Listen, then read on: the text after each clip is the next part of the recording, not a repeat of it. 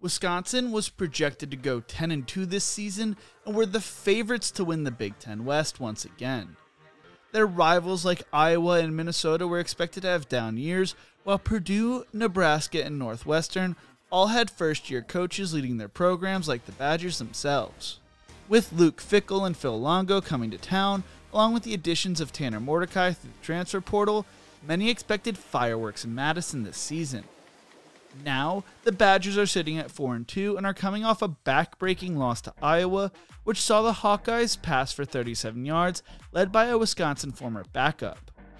Mordecai has a broken hand, Braelon Allen is beat up, and the Badgers' world is acting like the sky is falling. But is it? Stay tuned to find out. To answer the question in a simple way, no, the sky is not falling in Madison, Wisconsin, and it's not going in the wrong direction. There are a few Wisconsin reporters and so-called fans that are so happy to watch the Badgers lose, and it's starting to really annoy me. Yes, you heard that right. These are Badger fans and sports reporters that are still pissed off about the way things went down with Paul Chryst last year and miss the old ways we used to do things.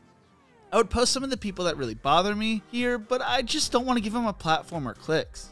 They all come from the mold of the Colin Cowherd, which follows the model of when I'm right, I'm always right. And you are dumb to think I was wrong, but when I'm wrong, you misinterpreted what I said, and I'm still right. They are engagement farming and post wild things that they know will get interactions. I get it, engagement equals views, views equal money, money equals food on your family's table. But these are supposed to be Badger fans and guys that should be helping build the program up, not tearing it down because it gets views. Now I kinda did the same thing with how I probably worded the title and thumbnail of this video, but I wanted to get clicks, you know? It's a part of the game. Yeah, I know I'm part of the problem. They sold their souls and have become so goddamn condescending. I think the condescending part is what bothers me the most about it all. All these condescending sports reporters and so-called analysts, including a lot of guys outside the Badger community who have major followings nationwide, just have forgotten what got them their following. Because they loved college football. Now these so-called experts are just trying to grab headlines and be right at all costs, even if that means coming off as a douchebag. But to be honest and transparent, I'm just a guy who bought a mic and started making videos on the XFL and college football because I loved everything about it. I still love college football and the XFL, and I tell my friends in this community to remember their roots. Remember why we started making content when only our mom and some random stranger in Nebraska were watching our content. I love Wisconsin football and college football in general because I talk about it all the time with my grandfather, and growing up, whenever he came to visit, it was sit on the couch and watch a Badger game with him. I try to remind myself that every day, and I think it's something a lot of these national reporters, and specifically Badger reporters, need to do and look themselves in the mirror and ask why they got into covering college football. Sorry for the tangent, this is what happens when I don't have a script. So why aren't the Badgers living up to expectation? There are three things I believe that are causing this. 1, first-year coach with a major cultural transition. 2, lack of discipline on the offensive line. And 3, unlucky injuries. So let's start off with the coaching side of everything.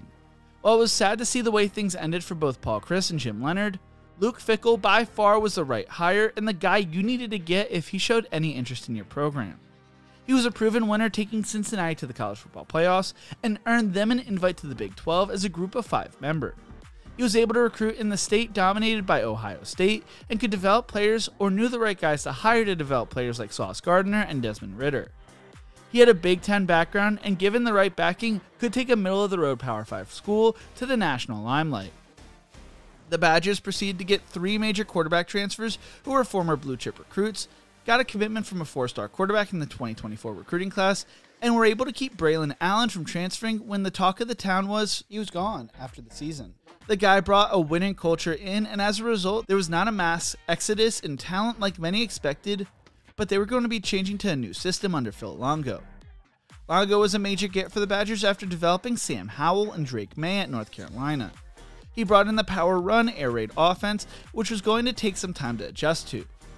But that's where we need to talk about the former regime. While there was going to be an adjustment in talent being brought in, at the same time the cupboard was pretty bare. Between 2016 and 2022, the Badgers had brought in the 34th best average recruiting class. That does not include the 2023 recruiting class, which finished as the 58th best class in the nation and was kind of saved by Fickell flipping a few guys over to Wisconsin. 2023 was also troublesome because on top of the transition, the in-state talent was not there, with Jesse Temple from The Athletic writing last August. Wisconsin offered just one scholarship to an in-state prospect in 2023 with running back Nate White, a 3-star player who committed to the Badgers in May. Over the previous 7 recruiting classes from 2016 through 2022, under Paul Chryst, the Badgers offered scholarships to 51 in-state prospects, an average of more than 7 per class. Wisconsin also did not have a full recruiting department for a while over the past few years, with Temple going on to say, the Badgers didn't have a full recruiting department basically from June 2021, when Director of Player Personnel, Saeed Khalif, left for Michigan State until this offseason. Chryst tasked Executive Director of Football Administration, Eric Johnson, with heading up the recruiting work until Johnson left the program after the season. They were getting out-recruited by most of the Big Ten during the stretch, and finished 13th in the Big Ten before the Fickell transition started. On top of that, although the Badgers saw some highly rated classes, the highest rated recruits were not developing. Remember 5-star lineman Logan Brown? He's now at Kansas. Graham Mertz struggled for years and was basically run out of town. He is now killing it at Florida.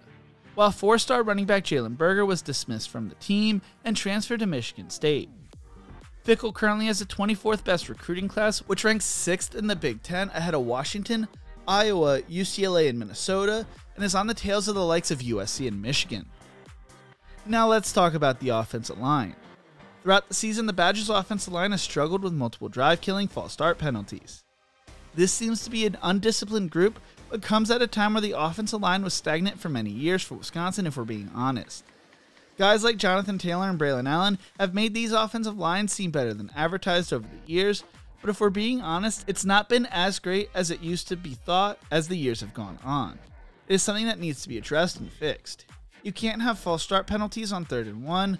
That kills drives. That's undisciplined football, and the Badger fans should expect more. Jake Renfro has been out for most of the season, but when he returns, he could be the key leader to getting the line disciplined again and back to being great. Now let's talk about the injuries on the roster. Like mentioned a few seconds ago, Jake Renfro, an all-conference player in 2021, missed all of 2022 and most of this year with an injury. Chez Mellusi is out for the season again after a heartbreaking broken fibula. Tanner Mordecai broke his hand against Iowa, Braelon Allen missed part of the Iowa game with injuries and is beat up, and the list goes on with defensive players and other offensive linemen.